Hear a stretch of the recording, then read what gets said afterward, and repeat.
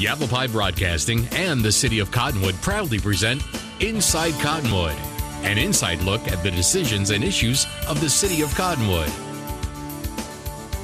Brought to you by Arizona Smile Designers.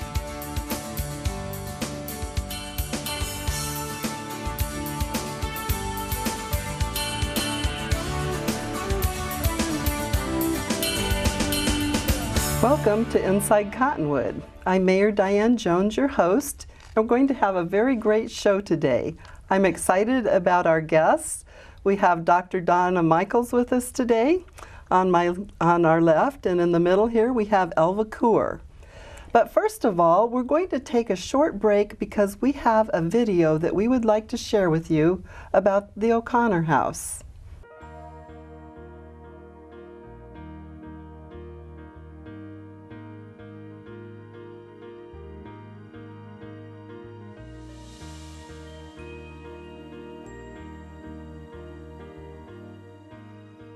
For a visitor to O'Connor House who hasn't been here before, they'll probably want to know that this is where my husband and I and our children lived for 25 years, that we built it out of adobes made in the Salt River bed.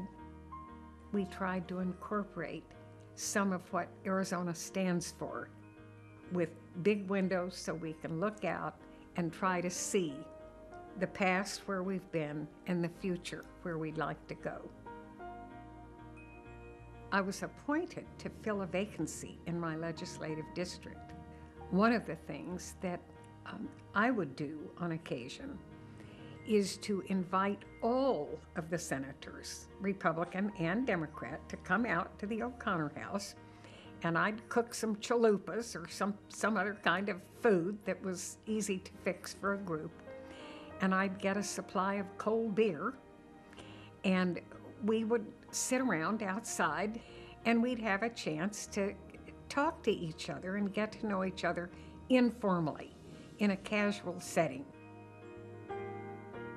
I will send to the Senate the nomination of Judge Sandra Day O'Connor of Arizona Court of Appeals for confirmation as an Associate Justice of the United States Supreme Court.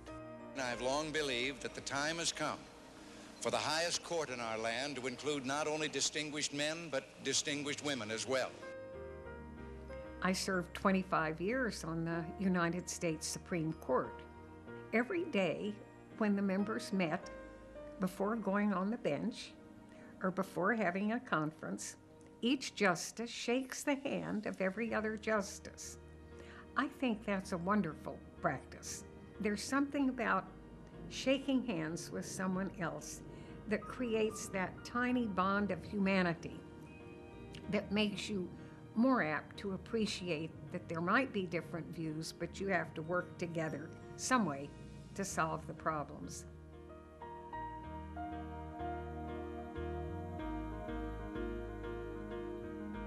I think the O'Connor House can be useful in our state and in our community with issues that appear to be very challenging issues.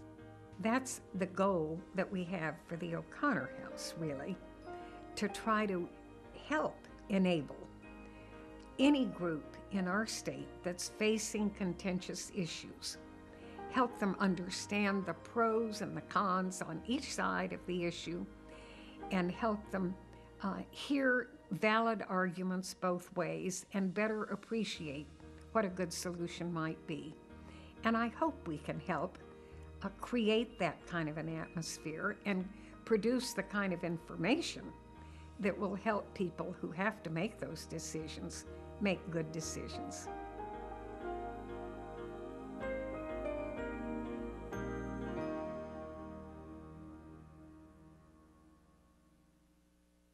Welcome back.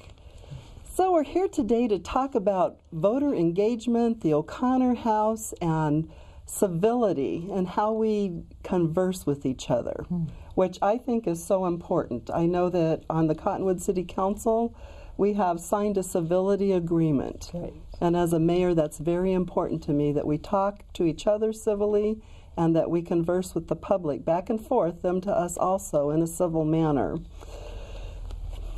So I want to just find out a little bit about the two of you. Please share with me a little bit about yourself and how you became involved with the O'Connor House. Elva, you want to start? I'd be happy to. And thank you for having us here today. You're welcome. A delight. This is kind of a homecoming for me. I'm a fifth-generation Arizonan, and our family started here in the Verde Valley. In fact, their first place was right down kind of by Bridgeport. They came in the 1870s, and thanks to kind of what the government was doing at that time, encouraging people to come west. They were able to bring cattle down from Oregon and to graze cattle all over the Verde Valley and up onto the mountains around at different times. And when one area wouldn't work, they were able to move to another place. They came here because my great-great-grandfather had arthritis and couldn't handle the Oregon weather. And they learned about the fort here in Camp Verde. Fort Verde? I think it was called Fort Lincoln at that time. And they decided they could come and farm and have a store and raise cattle and provide services. Quite the entrepreneurs, as I understand. Yes, they were. They always were. They came to Virginia in the 1600s and then began slowly moving west in the 1800s, around the time of the Civil War. And after the war, decided to come over the Oregon Trail. So they were true pioneers. Absolutely. And it's interesting to come back after all of this time. And I'll share a little bit about that in a moment. But I was blessed to raise up on a farm and a ranch where we were all very self-sufficient. But we were self-sufficient only because there were people around with whom we could work together. There were a lot of challenges, and everybody worked together. And they were able to prosper, but only because of that. And that kind of it'll lead to why I got where I am right now in this position. From there, I was blessed to have an opportunity to go to work for Barry Goldwater during my college years and after, and I worked in Washington and in Arizona for him. What an exciting career. It was exciting. And just to go back a little bit, the name of your family was? Oh, Wingfield. Wingfield. Yes, Elva is a Wingfield from Camp Verde. Yes. Formerly from Bridgeport, right here close to Cottonwood. That's right. So a Verde Valley girl through and through. I'm a Verde Valley. We used to swim in Oak Creek, and the only swimming pool, and the nice cold water that they had up there. Yes. But then you moved on and you worked for Barry Goldwater. I worked for Barry Goldwater, and to relate to what you were talking to about civility, it was a time when Barry Goldwater and Carl Hayden, a Republican and a Democrat, worked closely together. There was hardly a day they didn't talk. And they weren't Republicans and Democrats. Once they got elected, they were serving Arizona. They had very different views, but what they cared about were the people. And they worked together. Mo Udall, Stuart Udall, John Rhodes. That era was a period of civility. Absolutely. Where party did not matter. Exactly. And they had so many tasks like getting water to Arizona with the Central Arizona Project. And but to think that they worked well together. And Carl Hayden was in the legislature for what, 60-some years? Yes, he was the longest-serving senator ever. And so even when he was very old, sharp as a tack, and Barry would call him and, he said, I want his opinion. They worked together. I also was in business. And I'm telling you this because I've had the good fortune to experience so many different parts of our life. I was in business for 20 years. I had about, at one time, 7 offices, and in Phoenix, about 85 employees. And so I learned that while government provides the framework for us to survive and to prosper, business is the engine, and employees are gold. And from there, after I sold my business, my husband and I married, and I was blessed to work for the next 12 years in the university setting. And so all of that history of being a Wingfield, growing up in a pioneer family, and then working for Barry Goldwater, right. and along with Carl Hayden, Mr. Rhodes, and, right. and all of the other gentlemen, the Udalls. Right. Being a kid in the 60s in Sierra Vista, I can remember all those names. Yes, yes. So that kind of brought you then to this point, where you are now working with the O'Connor House on a number of projects. That is right. And part of that also was stimulated from my work at the university, where once again it was about bringing people together to work together to create a good educational environment for students and for the greater community, another engine that is important to our society.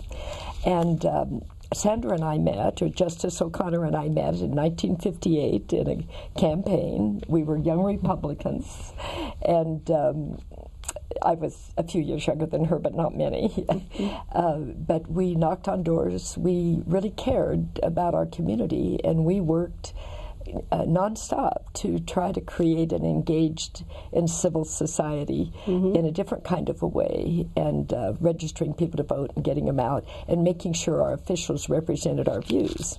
In those days, if you didn't like them, you voted and you got rid of them.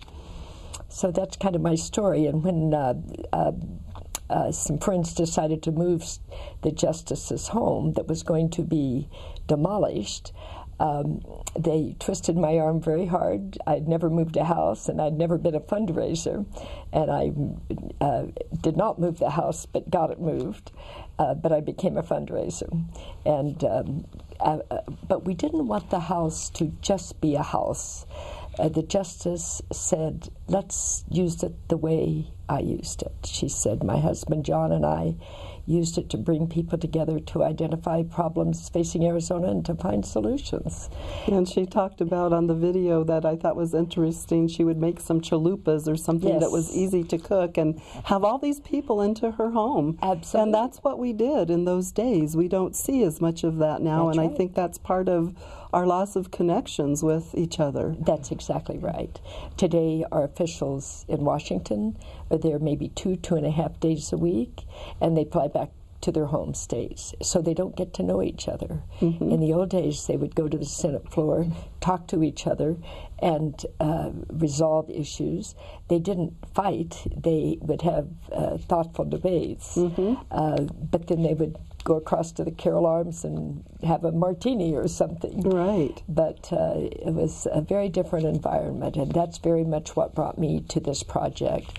And the Justice feels very strongly about trying to do something to get people working together again.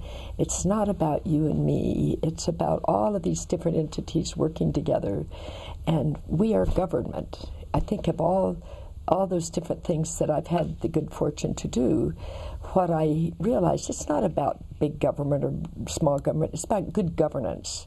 And there's only one way you have that, and that's if everyone votes, if they're informed, and if they hold their elected officials accountable. Absolutely. So Donna, do you want to share a little bit how you came into the project? It's a great story because, you know, as a social policy person, that's my background. I've always been interested in community capacity building. And a mutual friend told me about the O'Connor House and the voter initiative. And long ago, in the early 90s, I was involved with bringing kids voting to the state of Florida. And that was an extraordinary experience for me, very powerful. But it was clear to me that 20 years later, the act of registering and the act of voting has really deteriorated in our country.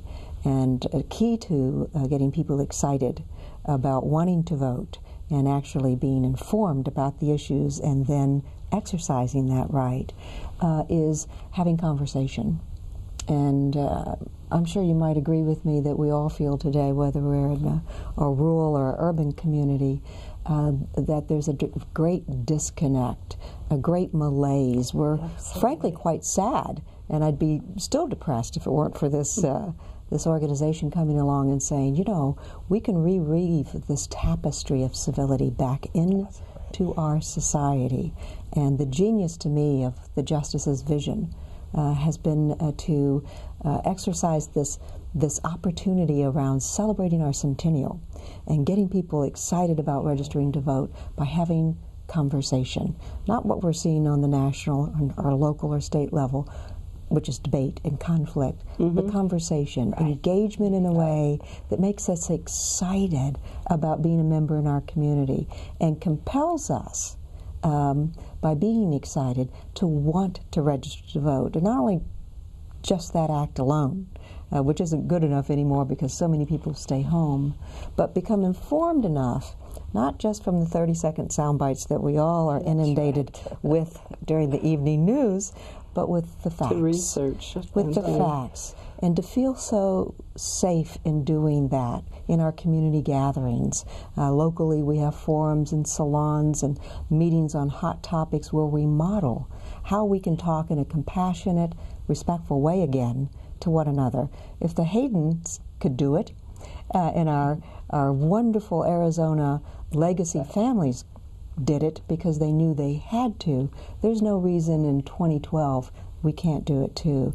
So for me, as a social scientist, this has been a very exciting opportunity to come and be a part of. And I'm very proud to say that what I see going on locally is exactly what I suspected, which is leadership in rural Arizona is so concerned that they want to be engaged, they want to have meaningful conversation, and we needed a reason around which to do it. And the Justice, of course, our own, and the first woman Supreme Court Justice, I think, has set the example and model and ignited a kind of interest that we haven't had in a great long while. So I'm very proud to be a part of it. And I can't think of anybody that could accomplish this more so than she. Because I think that she has gained the respect of a nation, and she, because of her, how she is, I mean, people just really respect her. That's right. And for her to, you know, come back to Arizona and to get involved again in Arizona politics and civility and discussions among citizens, I mean, I think it will succeed just because of you all, and then she promoting this. I mean, I really believe that we're going to see some benefits, some results from these efforts. We already are. Over 1,000 organizations have become formal partners. We're already seeing that folks who would maybe normally say during the dinner hour, it won't matter if I vote, I give up, I don't care anymore, have to look at this extraordinary woman and where she is in her life and how easy it would be for her to sit back and not be engaged and say instead, it doesn't matter. And here she is. So if she could do it, for goodness gracious sakes, so could we. And I think it's important to understand the figures that we're talking about too. 78% don't vote in primaries, I was reading. 78% on average do not vote in the primaries. One of the shocking statistics is that only 10% of the people in Arizona believe their elected officials represent their views. When 78% don't vote, and that again is average, how can you be sure you're going to have thoughtful representation, and how can they know what you believe? How can they govern well if they don't know, if they don't hear you speak out? And it's really the voters that can change this country. If you can get that confidence in people, we can turn our country around to where our representation does represent the people and interacts with the people and cares about what the people think. Exactly. You know, even as a mayor, sometimes I'm like, please, you know, I'm writing letters and trying to, you know, work for citizens in our area, our local area, and even I, as a mayor, sometimes think they're not listening. Well, Mayor Jones, that's the challenge today, because people have felt and are disenfranchised, whether they're the Latino population, whether they're the working poor who it's not easy to go and register, whether it's the rest of us saying it doesn't matter what we do, nothing seems to work. And so having an opportunity this year and we only have our centennial celebration once, Exactly. to gain some interest and energy around the notion of engaging again in a way that models an entirely different approach to good governance, to stewardship, to community involvement. Absolutely. And I think we can teach Washington a thing or two, frankly, by doing that. And I think we already are beginning to do that by modeling that. We can not be from the same party. We cannot agree on what the issue answers are. In fact, we can even come together and discuss it, knowing that that discussion isn't going to end in a resolution, but what it will end in is an increased respect for one another and an encouragement to continue to remain engaged. And that's what this country is really challenged with, whether it's in a rural community like Cottonwood in the Verde Valley or an urban setting like Phoenix and the rest of the state. How do we re-engage in ways that are meaningful to move this state forward in the 21st century? Absolutely, and I think just that discussion, even though you don't agree on issues, you know, the best policy is created by the most diverse opinions and ideas and backgrounds. Absolutely. And so you come and you have people here and you have people here, but if you can stay at the table together and you can remain civil, you can both move to where you can agree. Absolutely. And come to consensus. Absolutely. That's why up here, and I know that's true in the other organizations across the state that are working together, we have a diverse constituency represented in the Verde Valley Voter Engagement Project. We're proud to have you on our steering committee, Mayor. Thank you. We have the interfaith community, we have the Latino community, we have the business community, we have the youth community. We're very proud of the diversity, and it takes us all, and I think that's what our forefathers in this state recognized. All of us together It takes have a to do community. this. Our guests today are Dr. Donna Michaels and Elva Coor from the O'Connor House. And we're talking about voter engagement. And we have a special project going on right here in Yavapai County, but we also have a project going on statewide. So let's talk about voter engagement and what we're doing in these projects. Which one of you would like to Well, I'll address that for address a little bit. We're trying to do something a little that's not been done before. What we decided to do is that use this moment, this kind of moment of dissent, of disconnect, and the centennial year to really make a big impact by creating a statewide conversation. O'Connor House convenes organizations, causes collaborations, and tries to catalyze the energy and do something with it. We're where civil talk leads to civic action. So what we've done here, as Donna said, is we've got, it's hard to say how many organizations, because if you look, we're dealing with a lot of umbrella organizations, and just one of them is the Arizona Association of Community Managers. They have 1.4 million homes under their umbrella. That's 4,400 organizations under them. That's quite a few people. We've got nonprofits that have over 650 organizations that provide trainings and all kinds of things. What we've got churches that have a broad reach. We're working with schools all over the state to try to get civic education back in school and to promote the Justice's iCivics program. But what all of that does is it gets everybody focusing this year on voting. These are organizations that typically do not work together, as you stated.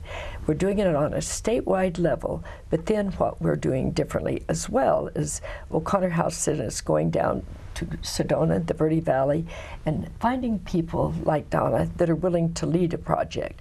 They build teams. Those teams become their own team. They're partners of O'Connor House and have access to the tools that all of our other partners provide: trainings, information, facts, speakers, facilitators, etc., to really do a good job of not just us talking together, but to reach that some 50% of the people that do not vote.